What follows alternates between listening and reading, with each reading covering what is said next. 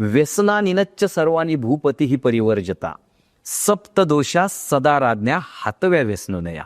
आजकालच्या म्हणजे त्यावेळेस ते सांगतं की राजा कसा असावा, ते 7 दोषांपासून त्यांनी दूर राहिलं पाहिजे.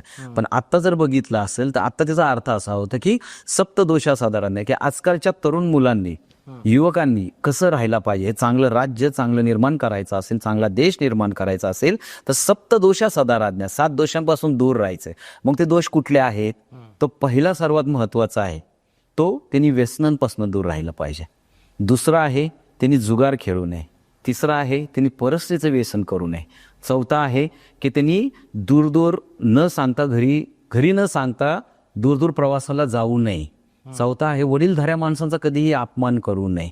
अशा गोष्टी आहेत. तर शेवटचं आहे की हा देश, ही भूमी ज्यावेळेस तुम्हाला बलिदान मागेल त्यावेळेस ते बलिदान देण्यासाठी तुम्ही तयार राहायला पाहिजे. हे संभाजी